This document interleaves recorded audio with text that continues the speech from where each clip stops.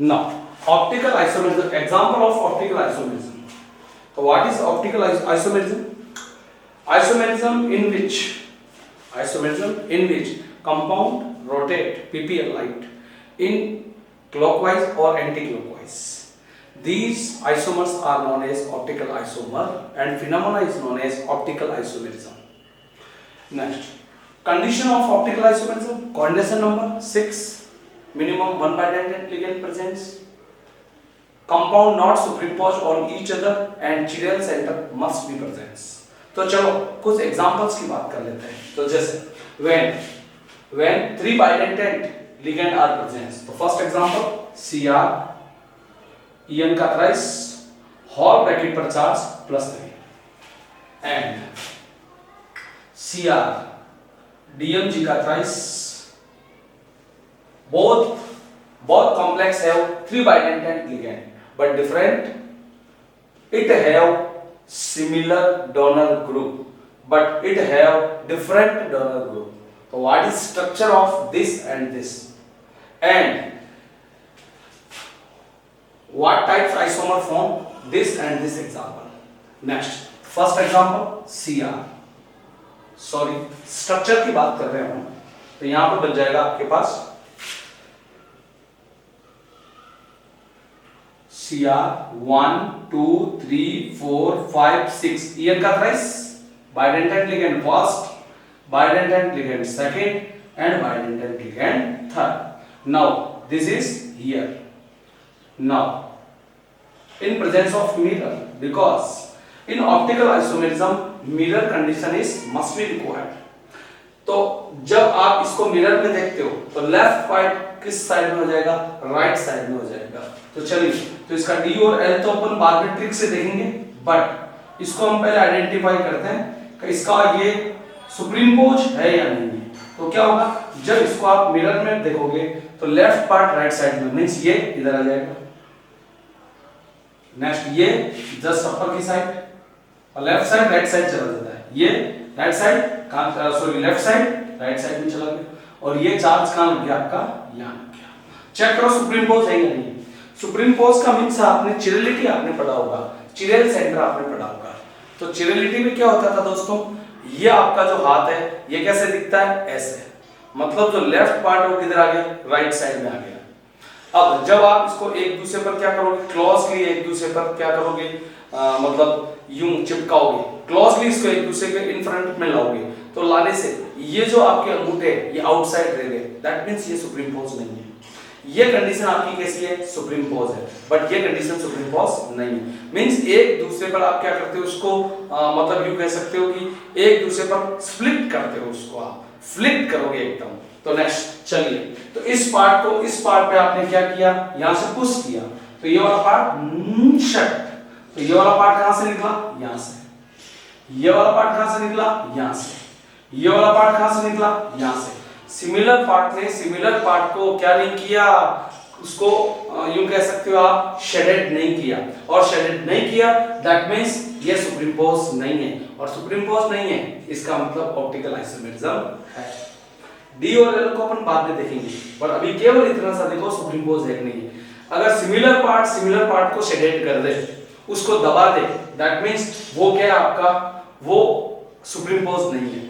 और अगर similar part को नहीं दबाए, दैट मींस ये आपका क्या होगा, दबा दे, शेडेड कर दे, उसको कवरिंग कर दे, तब तो आपका क्या सुपरइम्पोज है, नहीं तो सुपरइम्पोज नहीं है. इसका मतलब ये सुपरइम्पोज नहीं. ये ईएन कहां से आ रहा है, यहां से. यहां तो कुछ भी नहीं. इस ईएन पर ये ईएन आ जाता, कवर्ड कर लेता, तो सुपरइम्पोज था. नेक्स्ट, अब दूसरा एग्जांपल देखो, ये सेकंड एग्जांपल. यहां हो गया आपका ऐसे Cr 1 2 3 4 5 6 ऐसे. Cr 1 2 3 4 5 6 मिरर लगा दो. DMG ये हो गया आपका फर्स्ट, या ग्लाइसिनेट ले लो. नेक्स्ट DMG, नेक्स्ट DMG ऐसे. अब इसको जैसे आप कांच में देखोगे तो लेफ्ट पार्ट कहां चला गया, राइट साइड में. ये वाला ग्रुप कहां से निकल गया, यहां से DMG. ये वाला ग्रुप यहां से, ये वाला ग्रुप यहां से। देखो सुपरइम्पोज है क्या, तो ये इसको आपको क्या करना है, इसको कवरिंग तो ये वाला कहां से आ गया, यहां से, ये वाला कहां से, यहां से, ये वाला कहां से, यहां से। दैट मींस सुपरइम्पोज नहीं है, सुपरइम्पोज नहीं है, दैट मींस ऑप्टिकल आइसोमर है। नेक्स्ट, तो एग्जांपल्स में क्या देखा आपने, एग्जांपल में देखा कंडीशन आपके पास 6 कोऑर्डिनेट नंबर 6 वाले कंपाउंड ऑप्टिकल आइसोमरिज्म को शो करता है और उसमें मिनिमम 1 बाइडेंट होना चाहिए। तो अपन ने तीनों बाइडेंट ले लिए जिसमें डोनर ग्रुप सेम है। ईएन में आपका क्या है, डोनर ग्रुप सेम है, बिकॉज ईएन का फॉर्मूला है CS2 CS2 NH2 NH2, तो डोनर ग्रुप सेम है। ग्लाइसिनेटोन जो आपका डोनर ग्रुप है, डोनर ग्रुप कैसा आपका डिफरेंट है, डोनर ग्रुप कैसा आपका डिफरेंट है। नेक्स्ट, तो 3 बाइडेंटेड लिगेंड है। अब बात करते हैं 2 बाइडेंटेड लिगेंड। तो Cr En का ट्वाइस Cl2 होल ब्रैकेट पर चार्ज हो गया आपका प्लस। नाउ स्ट्रक्चर ड्रॉ करो, तो इससे आपका बन जाएगा Cr 1 2 3 4 5 6 En, यहां पर भी En Cl Cl, इस पे चार्ज प्लस, यहां पर आपने मिरर को सपोज किया। नेक्स्ट क्या हुआ, लेफ्ट पार्ट कहां चला गया आपका, राइट साइड में चला गया। नेक्स्ट, ये वाला पार्ट यहां पर, ये वाला पार्ट यहां पर, ये वाला पार्ट Cl Cl, यहां लग गया आपका पॉजिटिव चार्ज।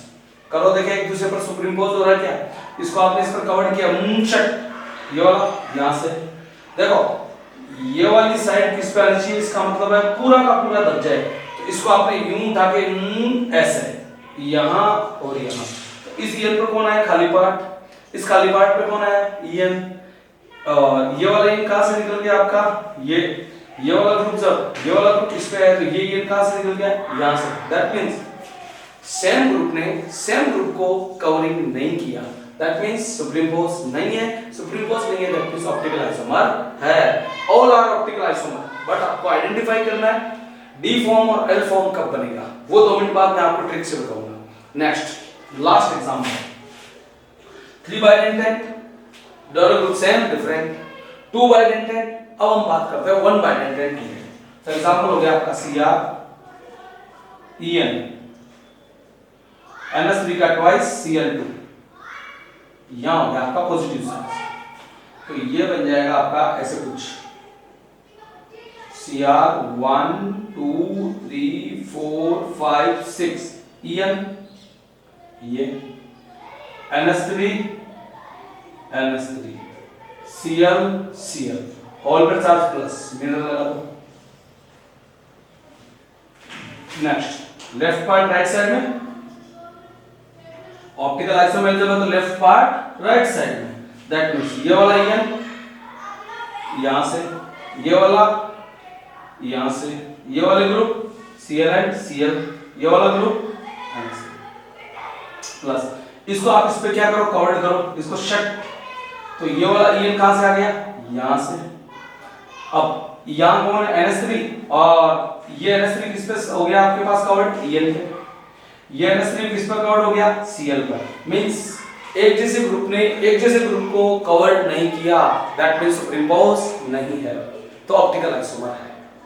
ये आपके पास 4 एग्जांपल हो गए, ये बन सकते हैं कैसे, मिनिमम 1 बाइडेंटेड, तो कोऑर्डिनेट नंबर 6 में 3 bidentate, same donor group different donor group, 2 condition होगी, फिर 2 बाइडेंटेड लिगेंड हो सकते हैं, और फिर कितना हो सकता है, 1 बाइडेंटेड लिगेंड। अब आपको सुनिए मैं सुपरइम्पोज बताता हूं कि सुपरइम्पोज कैसे होता है। तो देख लो, ये इसका मैंने कोई एक ट्रांस ले लिया, Cr 1 2 3 4 5 6, जियोमेट्रिकल आइसोमेरिज्म में आपको ट्रांस पढ़ाया है। ट्रांस कब बनता है, जब बीबी आमने सामने, दैट मींस सपोज करो यहां है आपका En,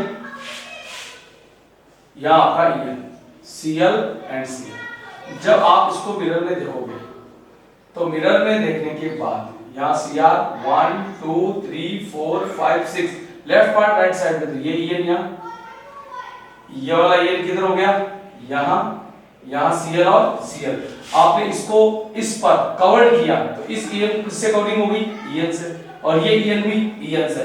दैट मींस ये हो गया आपका क्या, सुप्रीम पोज। और सुप्रीम पोज हो गया, इसका मतलब ये ऑप्टिकल आइसोमर नहीं है। तो नेक्स्ट अब बात करते हैं इसकी ट्रिक की। इसकी ट्रिक क्या बनने वाली है, तो ट्रिक जो बनने वाली है उसको सुनो। Identify D and L form, identify D and L। तो सुनो, first case ligand same, donor group same, ligand same हो, डोनर ग्रुप सेम हो, तो आप क्या कहोगे, जब आपका क्लॉकवाइज होगा तो L और एंटी क्लॉकवाइज होगा तो D। Next condition number second, ligand same, donor group different, ligand same, donor group different. अगर क्लॉकवाइज है तो D और एंटी क्लॉकवाइज है तो L। ऐसे ही डिफरेंट डिफरेंट आपके पास हो, मतलब 2 वाला हो, डिफरेंट हो तो भी ये कंडीशन रहेगी। और third, all ligand are different, all ligand are different, तो आप कहोगे बारात लाएंगे, बारात लाएंगे। मीन्स बारात लाने का मतलब होता है कि लॉन्ग डिस्टेंस से लाएंगे, तो अपन नाचते हुए आएंगे बारात में, तो होगा क्या, strong field ligand weak field ligand को अपनी तरफ क्या करेगा, अपनी तरफ खींचेगा। तो वीक फील्ड लिगेंड को स्ट्रॉन्ग फील्ड लिगेंड अपनी तरफ खींचेगा, और उस बेसिस पर अपन देखते हैं जो लॉन्ग डिस्टेंस होगा वो आइडेंटिफाई करेगा किसको, D और L को। तो चलिए बात करते हैं, ये आपका एक एग्जांपल बन गया ऑप्टिकल आइसोमेरिज्म में कि इसमें D फॉर्म कैसे कनेक्ट होगा और L फॉर्म कैसे connect.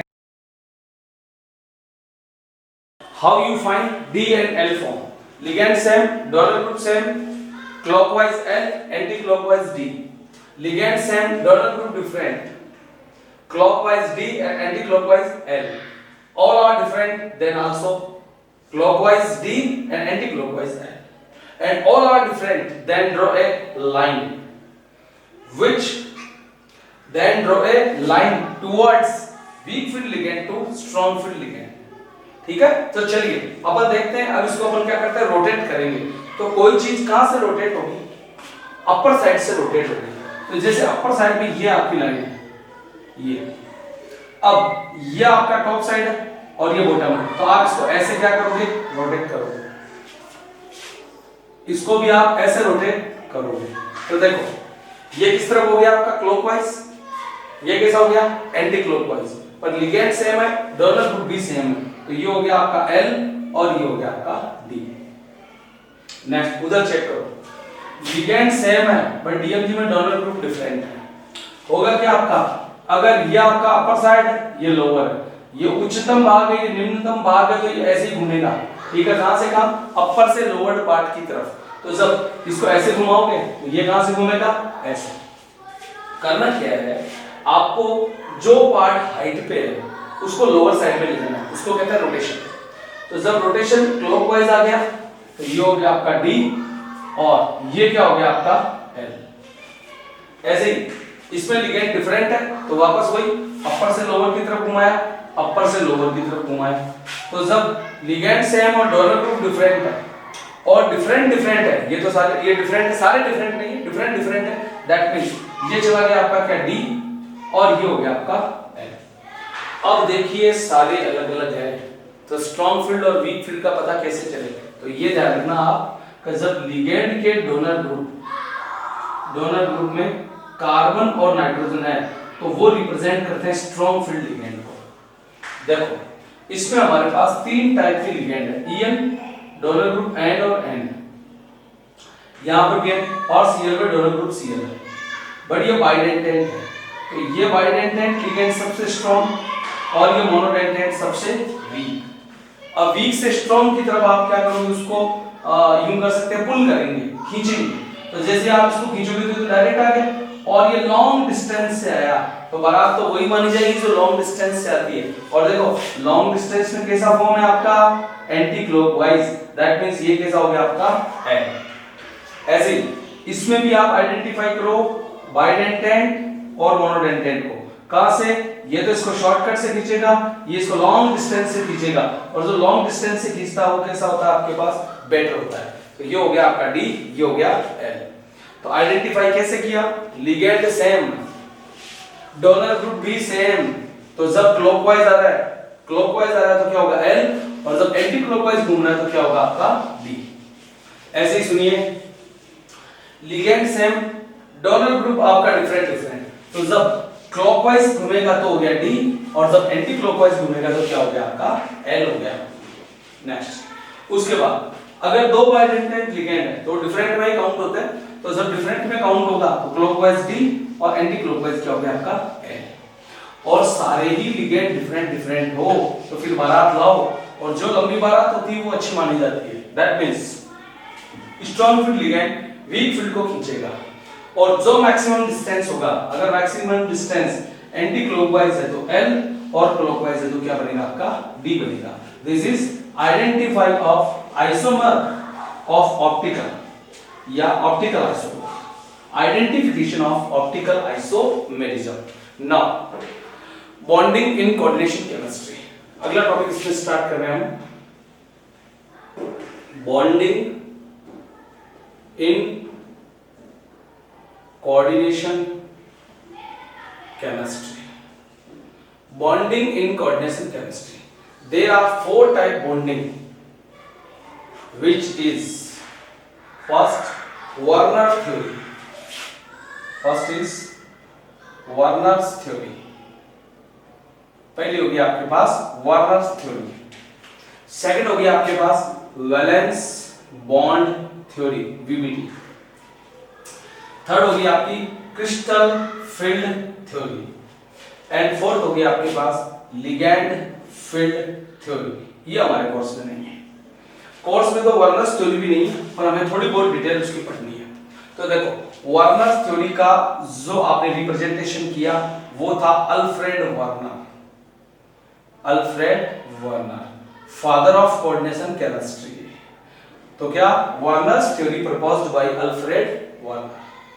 According to Alfred Werner, in any complex compound as Cr, NH3 का 6, Cl3, in any complex compound two type valencies are present. कैसे? देखो, जैसे मैं इसमें तुम्हें कहूं ऑक्सीडेशन नंबर फाइंड करो, आप कहोगे सर इसको अंडरलाइन कर लो किसी एंटीएटम को, इस पे चार्ज 0, इस पे चार्ज -2, तो यहां हो गया x + 0 -3 = 0, ये हो गया x = 3। ये क्या है? तो आप कहोगे सर ये ऑक्सीडेशन नंबर है, ये कहोगे आप क्या? Oxidation number. मैं कहूंगा फिर 6 क्या है? तो आप कहोगे सर कोऑर्डिनेशन नंबर है। तो कोऑर्डिनेशन नंबर कितना हो गया? 6। इस ऑक्सीडेशन नंबर को वर्नर्स के अकॉर्डिंग बोला जाता है प्राइमरी वैलेंसी, और इस कोऑर्डिनेशन नंबर को बोला जाता है क्या? Secondary valency. तो यही आपका क्या है? Werner's theory. According to Werner, in any complex compound, two type valencies are present. First is primary valency and another is secondary valency. Primary valency represent oxidation number, या primary valency represented by oxidation number, and secondary valency represented by coordination number. Difference between PV and SP. सवाल ये भी पूछ सकता है आपको, difference between primary valency and secondary valency. तो क्या? It is shown by oxidation number. It is shown by coordination number. Now, primary valency is ionized. ये जो होगी आपके पास, ये कैसी होगी आपकी? आयोनाइज्ड होगी, जबकि ये कैसी होगी? अनआयोनाइज्ड होगी। Secondary valency is unionised. Dramatically बात करते हैं अपन, जैसे ये एग्जांपल था, इसमें ये क्या है बेटा? 6 है। 6 के कारण ज्योमेट्री कैसी होती है? अभी बताया था आपको, और पहले भी बता चुका हूं। 6 के कारण ज्योमेट्री होती है ऑक्टेट। तो ऑक्टेट ज्योमेट्री कैसे बनेगी? Cr 1 2 3 4 5 6, NH3 NH3 NH3 NH3 NH3 NH3, coordinate bond coordinate bond coordinate bond coordinate bond coordinate bond coordinate bond बन गया। अब प्राइमरी वैलेंसी कितनी है आपके पास? 3 है। 3 किसके द्वारा? Cl द्वारा। Cl द्वारा रिप्रेजेंट हो रहा है, तो dot dot dot Cl dot dot dot Cl dot dot dot Cl means primary valency dot line से रिप्रेजेंट होगी, डॉट लाइन से, और ये किससे होगी आपके पास डार्क लाइन से रिप्रेजेंट होगी। डार्क लाइन से कौन Sv और डॉट लाइन से कौन प्राइमरी वैलेंसी शो होती है। नेक्स्ट अगली बात सुनिए, ये जो आपके पास Pv है, Pv मतलब ऑक्सीडेशन नंबर कब आएगा, जैसे किसी का ऑक्सीडेशन नंबर 0 भी आ सकता है, तो Pv तो रिप्रेजेंट्स नहीं, दैट मींस Pv हमेशा जो आपके पास इंडिकेट होगी वो किससे होगी, नेगेटिव लिगेंड से होगी, नेगेटिव लिगेंड। जबकि कोऑर्डिनेशन नंबर जो है सेकेंडरी वैलेंसी, उसमें नेगेटिव लिगेंड भी हो सकता है, पॉजिटिव लिगेंड भी हो सकता है, जनरली पॉजिटिव नहीं होता, और न्यूट्रल भी हो सकता है। तो न्यूट्रल और नेगेटिव दोनों द्वारा होगा। तो क्या आपके पास बॉन्डिंग इन कोऑर्डिनेशन केमिस्ट्री, तो पहला Werner's theory, according to Werner in any, यू कह सकते हो Werner's theory proposed by Alfred Werner, father of coordination chemistry. Next, according to this theory in any complex compound two type valencies are present. First is primary valency and another is secondary valency. Primary valency shows by oxidation number and secondary valency shows by coordination number. Next, primary valency is ionized and secondary valency is unionized. Next, shows by या represented by in diametrically dot line and secondary valency shows by dark line. It is represents in compound by negative ligand, but coordination number or secondary valency represents negative or neutral both ligand. Next VBT, valence bond theory, very must, यहाँ से RBC board का question आता है बेटा, हर साल आता है इसका क्वेश्चन, इस बार भी था, ठीक है। इसको बोलते हैं valence bond theory proposed by Linus Pauling, Linus Pauling, VBT theory proposed by Linus Pauling. और इसको समझने के लिए एक छोटा सा डायग्राम ध्यान रखो कि किसी भी कॉम्प्लेक्स केमिस्ट्री में एक तो सेंट्रल एटम होती है M और एक होता है आपका लिगेंड, ठीक है।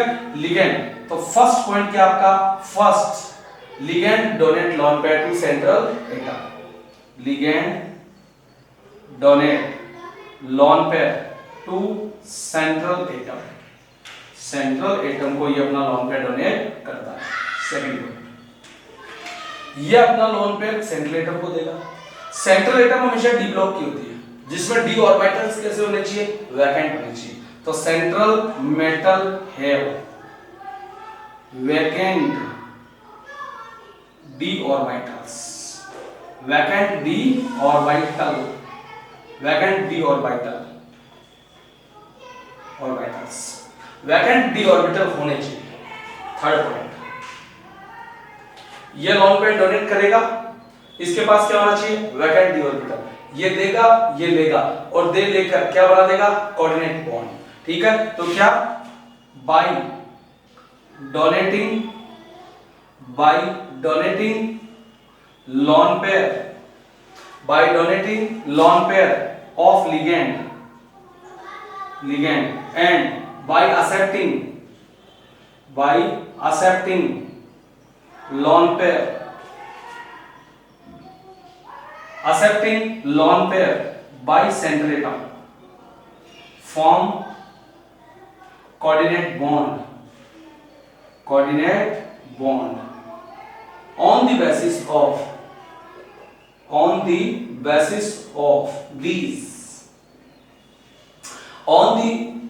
of these coordinate bond या number of coordinate bond determine geometry and hybridization,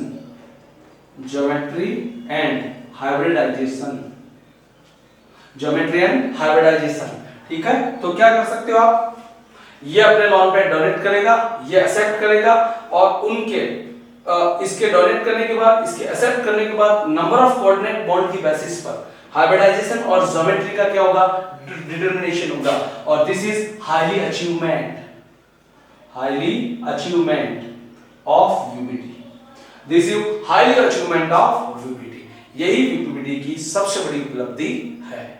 अब सुनो, ये जो कोऑर्डिनेट बॉन्ड बनते हैं, अगर 2 कोऑर्डिनेट बॉन्ड बनते हैं तो हाइब्रिडाइजेशन होगा sp, 3 बने तो sp2, 4 बना तो एक हो सकता है sp3 और मे बी dsp2, 5 बना तो या हो सकता है आपका sp3d और dsp3, अगर 6 बना तो क्या हो सकता है sp3d2 और d2sp3। ये क्या चक्कर है, d इसमें आउटसाइड में, इनसाइड में, आउटसाइड में, इनसाइड में। तो देखो इसके कारण जो ज्योमेट्री होती है वो होती है टेट्राहेड्रल, टेट्राहेड्रल। इसके कारण ज्योमेट्री होती है स्क्वायर प्लेन। नेक्स्ट इसके कारण होती है आपके पास trigonal, trigonal bipyramidal, bipyramidal, trigonal bipyramidal. और इसके कारण होती है आपके पास ऑक्टाहेड्रल, ऑक्टाहेड्रल। इनको आप आगे पढ़ेंगे। ये डिपेंड करता है डी बार होगा या अंदर होगा स्पिन की बेसिस पर। अभी तो मैं आज आपको पॉइंट बता रहा हूं, नेक्स्ट आगे जब एग्जांपल की बात करेंगे तो आपको ये भी पता चलेगा डी अंदर आ गया बाहर। पर अभी आप केवल पीपीटी के पॉइंट को समझ लो। सबसे पहले लोन पे डोनेट करता है, इस पर्पज के लिए इसके पास वैकेंट डी ऑर्बिटल होना चाहिए। ये देगा, ये लेगा और उसकी बेसिस पर कोऑर्डिनेट बॉन्ड बनेंगे और उन्हीं नंबर की बेसिस पर क्या होगा, हाइब्रिडाइजेशन और ज्योमेट्री का डिटरमिनेशन होगा। This is highly achievement of PPT. अब नेक्स्ट अगला पॉइंट सुनो, फोर्थ पॉइंट। फोर्थ पॉइंट क्या है बेटा, ये जैसे मेटल, ये लिगेंड, ये अपना लोन पेयर को डोनेट करेगा। ये डोनेट किए हुए लोन पेयर या नंबर ऑफ इलेक्ट्रॉन या तो जाएंगे इनर डी ऑर्बिटल में या जाएंगे आउटर डी ऑर्बिटल में। इस पॉइंट को अभी आप कैंसिल आउट मानना, बिकॉज जब एग्जांपल करेंगे तो ये पूरी तरह से आपको एक्सप्लेनेशन होगा।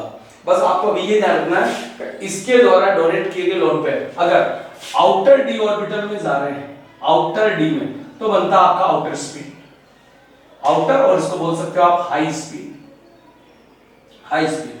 अगर यही लोन पेयर इनर आपके पास डी ऑर्बिटल में जाते हैं, अंदर वाले डी ऑर्बिटल में, अंदर वाले डी में, तो बनता आपका इनर स्पिन, या आप इसको बोल सकते हो वो हाई स्पिन तो ये लो स्पिन, ये क्या लो स्पिन।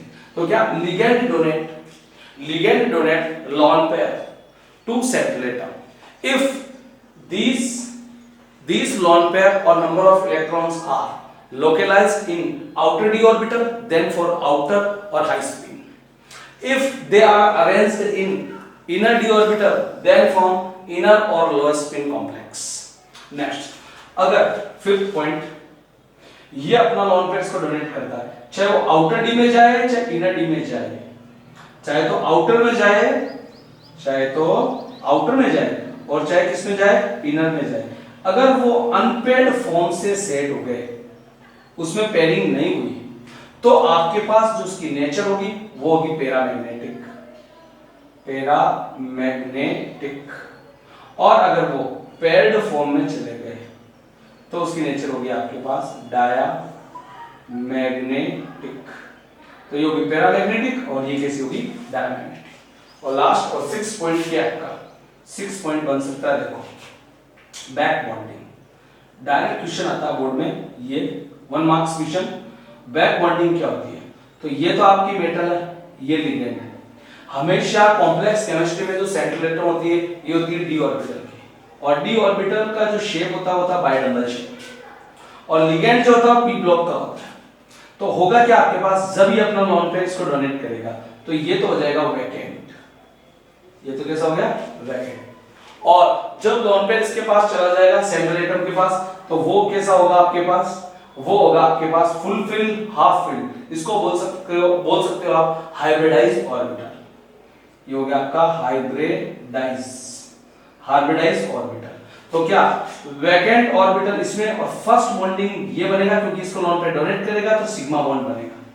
आफ्टर देन ये बैक साइड से एक पाई बॉन्ड का फॉर्मेशन कर देगा, और यही क्या कहलाता है आपके पास, बैक बॉन्डिंग कहलाता है। तो आप क्या कहोगे, what is back bonding, forms pi bond between vacant d orbitals, vacant orbitals of ligand and hybridized orbitals of central atom is known as back bonding और pi bonding। तो क्या है आपके पास ये 6 पॉइंट, वीपीटी को आपको एक्सप्लेन करना है, एम और एल को ध्यान रखो, बस छोटा सा पॉइंट आपके पास, एक मेटल है और एक लिगेंड है। पहला पॉइंट यहां से, फर्स्ट लिगेंड अपना लोन पेयर को डोनेट करता है। सेकंड, इसके लिए इसके पास क्या होना चाहिए, वैकेंट डी ऑर्बिटल्स क्या होना चाहिए आपका, इसके पास अवेलेबल होना चाहिए। ये डोनेट करेगा, ये गिवन करेगा, इसके बाद इसमें कोऑर्डिनेट बॉन्ड बनेंगे। कोऑर्डिनेट बॉन्ड की नंबर की बेसिस पर हाइब्रिडाइजेशन और ज्योमेट्री का डिटरमिनेशन होगा और यही इसका आइडियल अचीवमेंट है। नेक्स्ट फोर्थ पॉइंट, ये अपना लोन पे डोनेट करेगा। अगर बाहर वाले में डीप में चला गया तो आउटर स्पिन, अंदर वाले में चला गया तो इनर स्पिन। अगर वो पेड फॉर्म में है तो ज्योमेट्री सॉरी नेचर होगी डायमैग्नेटिक और अनपेड फॉर्म में है तो पैरामैग्नेटिक। और बैक बॉन्डिंग फर्स्ट, ये हमेशा लिगेंड मेटल को लोन पे डोनेट करके सिग्मा बॉन्ड बनाता है, बट फिर बैक साइड से क्या बनता है, इनके बीच एक पाई बॉन्ड बनता है जिसे हम क्या कहते हैं, बैक बॉन्डिंग कहते हैं। ये है आपके पास वीबीटी। अब इसमें हमें आउटर स्पिन लोअर स्पिन कैसे बनता है, उसी की बेसिस पर DsP3 और DsP3D बनेगा। मींस D इनर साइड में होगा या आउटर साइड में होगा। इस बात का कैलकुलेशन हम एग्जांपल ऑफ वीबीटी में स्टडी करने वाले हैं।